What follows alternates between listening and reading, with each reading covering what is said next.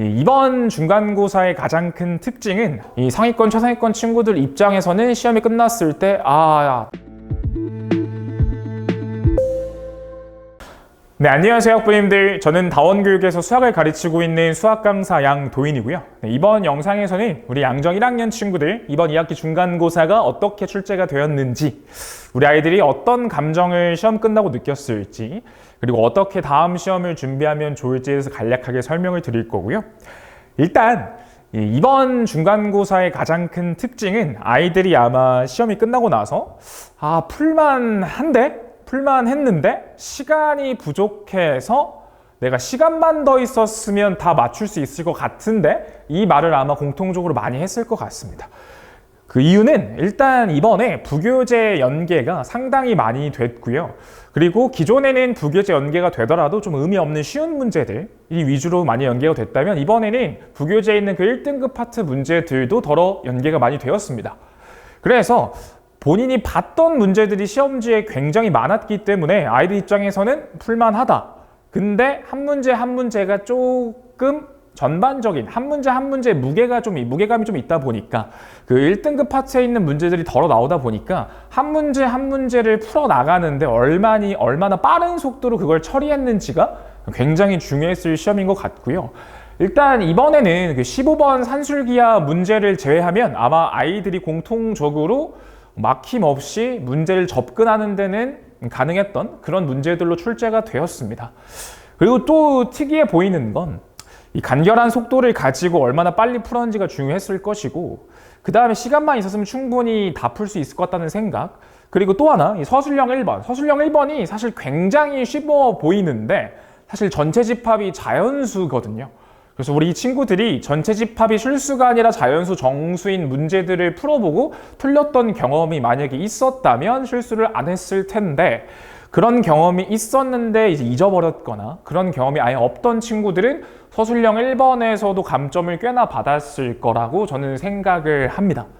그래서 정리를 해봤을 때 본인이 서술형 1번을 잘 세이브했는가, 그리고 제한된 시간 안에 타임어택을 잘 맞출 수 있었는가가 굉장히 중요한 덕목이었으며, 아마 시간만 충분히 주면 우리 상위권 친구들은 충분히 다 맞출 수 있었던 문제였을 거라고 보는데, 아마 타임어택에 걸려서 많이 아쉬웠을 거라고 저는 봅니다. 그래서 어떤 문제들 때문에 우리 아이들이 조금 헤맸을 수 있는가를 가볍게 볼 거고요. 일단 초반부 8번까지는 사실 제가 딱히 코멘트할 부분은 없습니다. 그냥 부교재에서 단순히 숫자 바꾼 정도기 때문에 여기는 그냥 아주 빠른 속도로 가볍게 쳐나가는 것이 중요했고, 절대 틀리면 안 되는 문제들입니다. 다음은 이제 9번부터인데, 자, 예년과 달리 이제 보통은 9번, 10번까지도 굉장히 힘을 빼는데, 이번에는 그래도 9번부터는 살짝 힘을 준 문제들이 나왔습니다. 힘을 줬다 함은 일단 9번에는 서로 소집합 문제가 나왔고요. 뭐 연계문항은 아니고 학교 선생님 만드신 문제인데, 보통 양정에서 서로 소집합 관련된 문제들이 뭐 작년, 재작년 안 나왔었지만 옛날 과거에는 항상 나왔었습니다. 그래서 이번 내신 대비할 때도 양정 서로 소집합 좋아한다. 서로 소집합 문제. 사실 저 교재에 실려있는 자체 워크북 집합 1권에 실려있는 저 63번 문제도 예전 양정 19년 기출일 겁니다. 아마도. 그래서 양정 기출 문제인데 이 서로 소집합을 충분히 연습하는 게 중요하다. 이번에 나올 수 있다. 이렇게 얘기를 했고요. 그래서 서로 집합으로 엄청 어려운 것까지는 아니고 가볍게 그냥 서로 찾는 집합, 명제로서 제시가 되었고, 서로 집합을 찾을 수 있는 경험, 그리고 찾을 수 있는 능력, 그 정도만 있으면 빠른 속도로 처리할 수 있었을 문제라고 보고요. 10번은 일단 부교재 연계 문항인데, 나조건이 부교재 원본과는 조금 차이가 있습니다. 그래서 A, B가 주어진 상태에서 X 새로운 집합, A, B가 만들어낸 영역, 교집합, 차집합, 여집합, 영역 가지고 X집합을 어떻게 구성할까에 대한 문제고요. 사실 요거 관련된 문제는 정말 많이 연습을 했기 때문에 나조건이 살짝 새롭긴 하지만 해석만 깔끔하게 했으면 어렵지 않게 풀 수 있었을 거라고 봅니다. 그래서 10번이 만약에 본인이 시간 소비가 많았다면 이 집합추론 워크북을 조금 성실하게 풀지 않았거나, 아니면 본인이 이런 문제들을 많이 안 풀어봤다고 느끼시면 될 것 같고, 그래서 이제 9번, 10번에서 살짝 시간 소비가 있었을 수 있다. 그래서 여기를 빨리 푸는 게 굉장히 중요했을 것 같고, 11번은 다시 급격하게 쉬워집니다. 11번은 사실 이 부교재 박스 채우기 변형이고요. 부교재 원본만 풀어봤어도 사실 어렵지 않게 맞출 수 있고, 뭐 이 부교재에 연계된 문제를 워크북에도 넣어놨고요. 워크북엔 그대로 박스 개수를 가나다로 4개로 늘린 버전이고 사실 시험 문제랑 거의 똑같습니다. 그래서 워크북만 한번 잘 풀었어도 어렵지 않게 풀었을 거라고 보고요. 그래서 11번이 오히려 훨씬 더 쉬웠다. 네, 12번입니다. 이제 부등식 해로 정의된 진리집합이고 사실 이 명제단원에 방정식, 부등식, 해로 정의가 된 이 명제 문제들은 사실 1학기 때, 지난 학기에 본인이 부등식에 대한 역량을 얼마나 키웠는지가 굉장히 차이가 많이 나는 문제들입니다. 그래서 제가 명제 내신 수업 때도 얘기했지만 지난 학기에 부등식을 정말 열심히 연습한 친구들, 연립부등식을 정말 열심히 연습한 친구들은 굉장히 가볍게 풀 수 있었을 것이고 제 책에도 다 하나하나 넣어놨었습니다. 그래서 12번을 보시면 Q는 일단 숫자기 때문에 부등식이 깔끔하게 나오고요. P는 n과 2n으로 시작하는 해집합이기 때문에 n과 2n은 커지는 속도 차이가 나오죠. 그래서 그 커지는 속도 차이에 해당하는 연립부등식으로 만들어진 명제 문제를 풀어봤는지, 그리고 R집합은 11 빼기 n, 8 빼기 n이기 때문에 격차가 일정합니다. 그래서 격차가 일정한 부등식 해집합의 변화를 관찰할 수 있는 능력이 있는지 그런 문제들을 풀어봤는지에 따라서 이 12번을 정확하고 빠른 속도로 쳐낼 수 있었는지, 사실 일단 앞부분에서는 이 12번이 굉장히 중요했을 것이라고 봅니다. 그래서 본인이 12번을 얼마나 깔끔하고 빠른 속도로 풀었는지가 굉장히 중요했을 것이다. 연립부등식의 해가 그냥 단순하게 풀면 굉장히 돌아가야 되는데 본인이 해집합을 봤을 때 격차 그리고 n, 2n 속도차 요거를 미리 경험해 봤다면 빠른 속도로 풀 수 있을 거라고 보고요. 네, 13번입니다. 13번도 또다시 굉장히 쉬워집니다. 이번 시험에 보이는 또 특징이 문항 번호에 따라서 난이도가 점진적으로 올라가진 않고요. 그냥 제가 보기에는 선생님들이 번호대를 맡아서 그냥 내신 것 같은데, 그래서 난이도별로 문항이 구성이 되어 있진 않습니다. 그래서 13번에서는 또 굉장히 쉬워지고, 이거는 이제 부교재 집합 원소계수 최대값 문제랑 거의 똑같습니다. 살짝 바뀌긴 했지만 푸는 방식에는 크게 달라질 게 없기 때문에 13번은 아마 대부분 친구들이 어렵지 않게 풀어냈을 것 같고, 네, 14번이 이 부교재 1등급 문항이고요.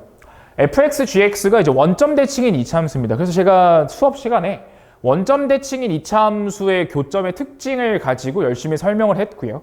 그때 이런 말을 했을 겁니다. 두 이차함수가 원점 대칭이면 꼭지점도 원점 대칭이며 두 이차함수의 교점 역시 원점 대칭이다.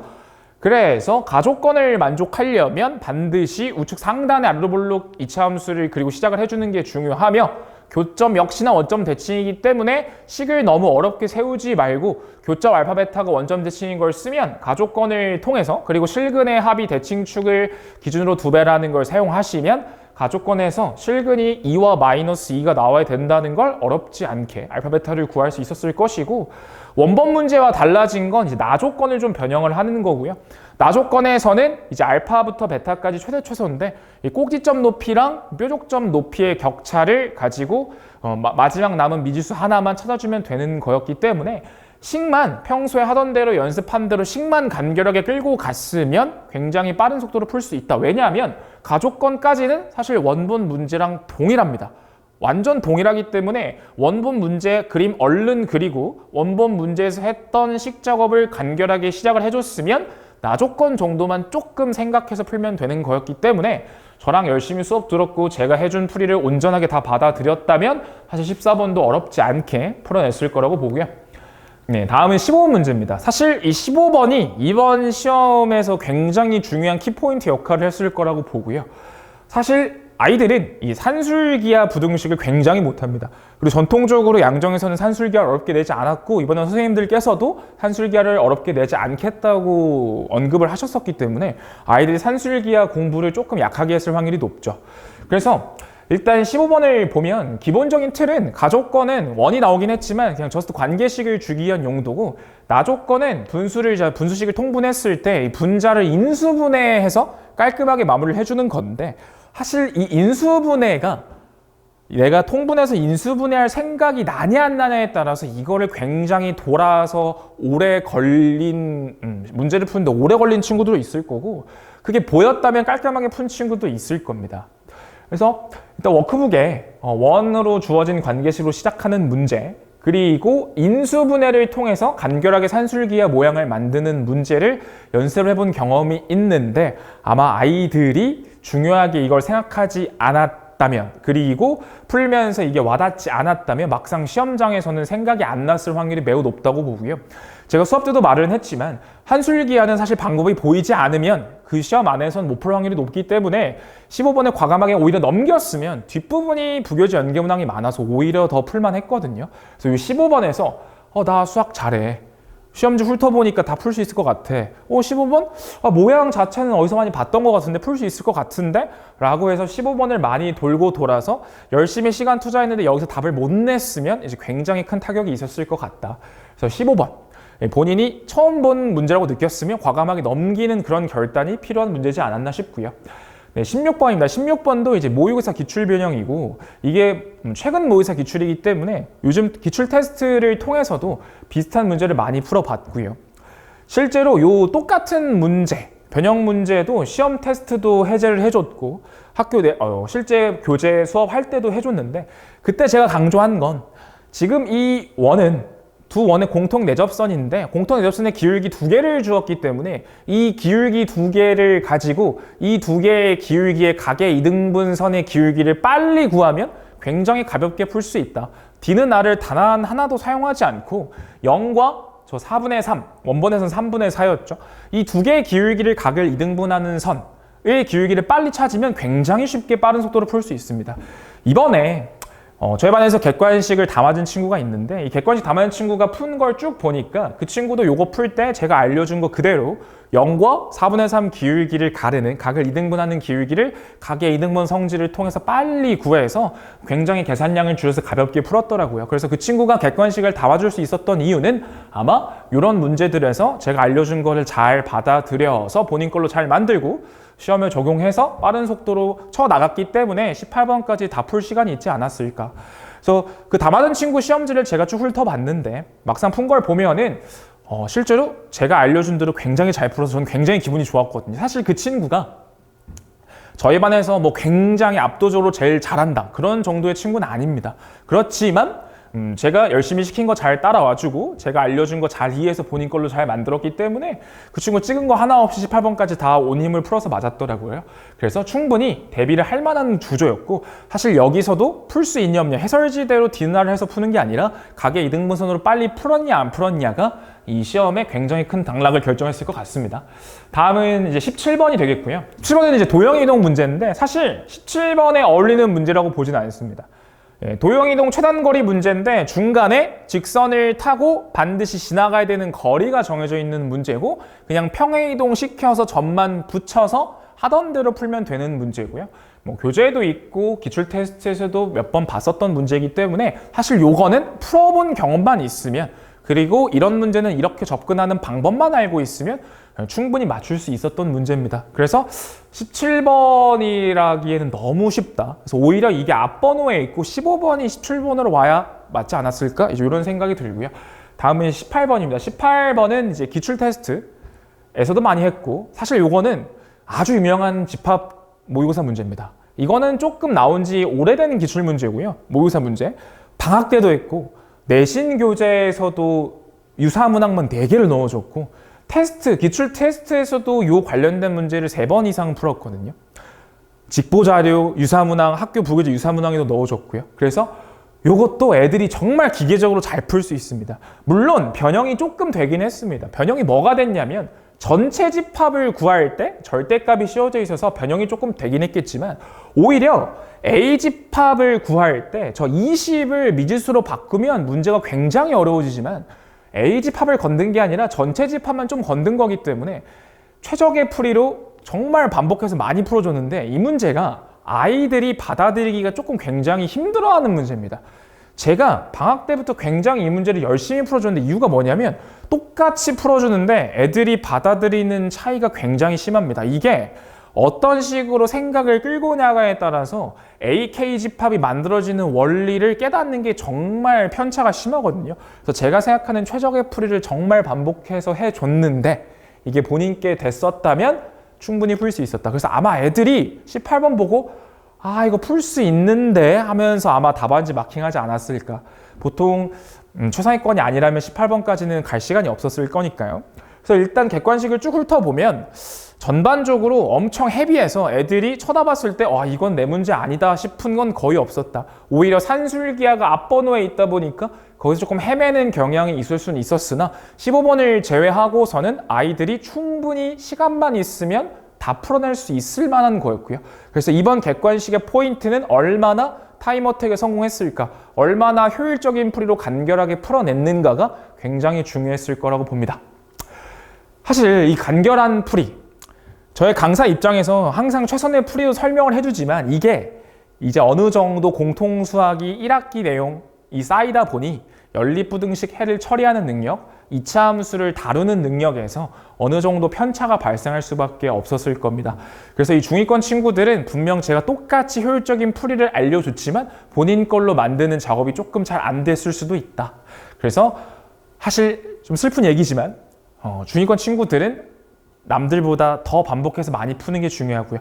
전날 직보 자료에 1등급 고난도 문제들은 다시 다 유사문항을 줬었는데 사실 직보날 풀이 과정을 제가 하나하나 보면 특정 친구들에서 화가 너무 납니다. 제가 풀어준 대로 안 푼 친구도 있거든요. 그 친구들 잡아주느라 직보는 굉장히 화가 났었는데 이제 그 정도로 사실 이제는 슬슬 수학적 피지컬 차이에 따라서 시험 문제를 처리해내는데 얼마나 효율적으로 간결하게 푸는지가 조금 차이가 벌어질 수 있었던 이제 그런 시험이라고 보시면 되겠고요. 다음으로는 서술형입니다. 일단 서술형은 크게 보면 굉장히 쉬워 보입니다. 특히나 서술형 2번은 부교재 그냥 복부 수준이기 때문에 어렵지 않았습니다. 다만 이게 서술형이다 보니까 이게 손으로 일일이 쓰기가 굉장히 번잡한 문제입니다. 서술형 2번은 채점 기준을 제가 살펴보긴 했는데 이게 점을 일일이 옮긴 결과에 대한 표현을 진짜 하지 않았으면 감점을 했을 수도 있다고 저는 생각을 합니다. 그래서 이거는 진짜 선생님들이 어느 정도로 빡빡하게 채점을 했는지를 조금 살펴봐야 될 것 같습니다. 그래서 이거는 전반적으로는 굉장히 쉬웠기 때문에 아이들이 답은 대부분 맞았을 텐데 이게 표현을 얼마나 친절하게 썼는지에 따라서 감점이 조금 있었을 수 있고 아마 객관식에서 시간이 조금 부족한 친구들은 서술형을 훑어봤을 때 이거 쉽다. 일단 객관식 좀 더 풀자 해서 조금 불친절하게 썼을 경우에는 감점이 조금 됐을 수도 있다고 보고요. 다음은 서술형 1번인데 서술형 1번은 딱 생김새는 굉장히 쉽습니다. 다만 자연수 조건이 붙어 있습니다. 이게 실제로 시험 시간에 원본 문제는 오타가 있었습니다. 저게 자연수가 아니라 실수A라고 해서 정정을 해줬다고 합니다. 종료 7분 전에 저거 실수A가 아니라 자연수라고 정정을 해줬고 실제로 전체 집합이 실수일 때는 단순히 판별식만 하면 되지만 자연수일 때는 그냥 만족하는 자연수를 보는 거기 때문에 생각이 조금 달라져야 되죠.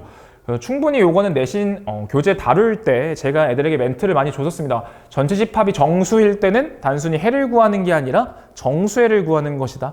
그래서 기존에 단순히 실근 구하는 것처럼 풀면 안 된다. 요 멘트를 했었고 관련된 문제도 2개 정도 있었습니다.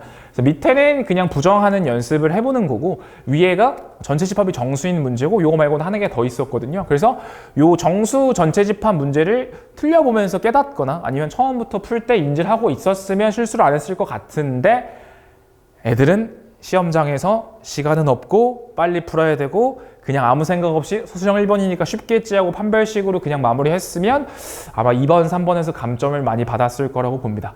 그래서 정리를 했을 때 일단 전반적인 문제 하나하나의 난이도를 뜯어보면 사실 객관식에서는 모의고사 1등급 기출문제들이 좀 많기 때문에 하나하나 문제는 조금 어렵게 느낄 수 있지만 사실 부교재 연계가 굉장히 많았고 충분히 연습을 했을 수 있는 소재입니다. 그래서 이 상위권, 최상위권 친구들 입장에서는 시험이 끝났을 때 다 맞을 수 있었을 것 같은데 실수해서 틀렸거나 시간을 조금 효율적으로 쓰지 못해서 틀린 친구들이 굉장히 아쉬웠을 것이라고 봅니다. 그래서 제 생각에는 1급 1등급 컷이 좀 상당히 많이 높았을 것이라고 보는데 이제 애들의 연락이 온 걸 살펴봤을 때는 생각보다 아이들이 타임 어택, 시간 관리를 잘 못해서 1등급 컷이 엄청나게 올라갈 것 같지는 않고요. 지금 정확하게 예측이 되진 않는데 80점 중반 후반 요 정도에서 형성이 될 거라고 일단 예측은 하고 있습니다. 그래서 우리 양정 최상위권 친구들이 얼마나 잘 보냐에 따라서 1등 컷은 조금 상이할 수 있을 것 같긴 한데 일단 제가 느낀 체감 난도는 조금 많이 쉽다고 느끼긴 했지만 애들 입장에서는 시간 관리가 조금 부족해서 타임어택 때문에 못 건드려서 못 푼 문제들이 좀 있었을 것 같고 이 서술형 1번에서 감점 요소가 생각보다 굉장히 많을 것 같아서 조금 1컷이 낮다면 80점 중반, 높다면 80 후반에 아마 형성이 될 거라고 일단 예측은 하고 있고요. 마지막으로는 이제 이번 시험에서 틀린 문장들을 어떻게 피드백할지입니다. 그래서 제가 써놓은 문장 번호대를 보면서 그냥 단순 부교재 변형 문제를 틀렸다면 사실 공부를 열심히 안 하는 거죠. 부교재만 2번만 풀어봤어도 충분히 맞출 수 있는 문제들, 그런 문제들은 본인이 불성실했다라고 보시면 될 것 같고, 이 부교재 1등급에 있는 어려운 문제들은 분명 나는 여러 번 수업을 들었는데 이걸 내 거로 못 만들었다. 못 만들었다의 결정적인 이유는 수업을 듣고 풀 때는 이해가 됐지만 본인께 안 됐다는 거고, 그거는 아직 정확히 자기 피드백이 잘 안 되는 거죠. 분명 들었을 땐 이해가 됐고 숙제하는 당시에는 어느 정도 이해가 됐는데 막상 풀리지 않았다. 분명 전날 직보 자료도 풀렸는데 막상 시험장에 가니 생각이 나지 않았다. 온전하게 자기 것으로 만들지 못한 겁니다. 그래서 그 친구들은 조금 더 반복을 많이 하는 게 중요하지 않을까. 다양한 문제를 좀 더 많이 풀어보는 것보다는 부교재를 조금 더 반복하는 데 투자를 많이 하는 게 좋지 않을까 생각이 들고요. 물론 이제 부교재 연계가 아닌 문제들도 있겠죠. 그래서 부교재 연계가 아닌 문제들은 다 제가 담당을 해주는 부분이고, 제가 시킨 것만 충실히 소화한다면 이번에는 참신한 문제는 산술기하 빼고는 사실 없었다. 산술기하 그 전개에서 인수분해하는 변형, 물론 교재 하나 실어주긴 했지만 시험장에서 심각하기는 어려웠을 거라고 보고, 일단 번호대가 15번이라서 못 넘겼다면 시험은 컨트롤하는 연습 좀 해주면 좋겠다. 이게 이렇게 기말고사도 나온다면 단순히 18번 제일 어려워, 손대면 안 돼, 이런 기조가 아닐 수도 있으니 일단 넘어가면서 본인이 봤던 문제들 위주로, 이렇게 부교재에서 연계 문제가 많이 어려운 문제가 많이 나온다면 본인이 봤던 문제들, 연습해봤던 문제들 위주로 오히려 17, 18번을 풀어보는 게 더 나을 수 있다. 이렇게 생각을 하시면 될 것 같고요. 네, 다음 학기 내신을 어떻게 대비할지는 다음 영상, 제가 다음 어떻게 내신 대비할지 설명도 있을 거니까 그걸 참고해 주시면 될 것 같고, 이번 영상에서는 이제 우리 아이들이 어떻게 시험을 봤을 것 같은지, 제가 생각하는 시험 난이도는 어떤지, 그리고 생각한 것보다는 1등 컷이 높을 것 같진 않다는 점, 이 정도로 해서 마무리를 할 거고요. 추가적으로 궁금하신 점은 학원으로 문의 주시면 제가 따로 연락을 드리도록 하겠습니다. 그래서 이 다음 시험 범위가 이제 함수랑 경우의 수입니다. 사실 이번 2학기 중간보다는 기말고사가 점수 편차가 굉장히 많이 나는 단원입니다. 그래서 역사적으로 봤을 때 양정을 비롯해서 다른 학교들도 마찬가지고요. 일단 함수에서는 수학적인 소양 차이가 굉장히 심합니다. 소위 피지컬 차이죠. 두 번째, 경우의 수. 경우의 수는 애들에게 정말 반복을 많이 시켜야 됩니다. 경우의 수는 풀어도 답이 틀리는 경우가 굉장히 많기 때문에 다음 내신의 핵심은 이 함수와 경우의 수를 얼마나 잘 쳐주냐고. 그래서 저는 이번 2학기 기말고사 대비해서 핵심으로 보는 건 일단 경우의 수가 1순위이기 때문에 아마 기말고사 시험 대비는 경우의 수부터 출발하지 않을까. 경우의 수를 최대한 초반부터 시작해서 반복을 많이 할 수 있게 만들고, 함수는 남들과 다르게 피지컬을 활용해서 2차 함수, 유리함수, 무리함수가 갖고 있는 성질을 가지고 정말 빨리 남들과 다르게 풀 수 있는 간결한 풀이 방법을 위주로 진행을 하게 될 것 같습니다. 그래서 짧지만 영상 봐주셔서 감사하고요. 이상 양도현이었습니다.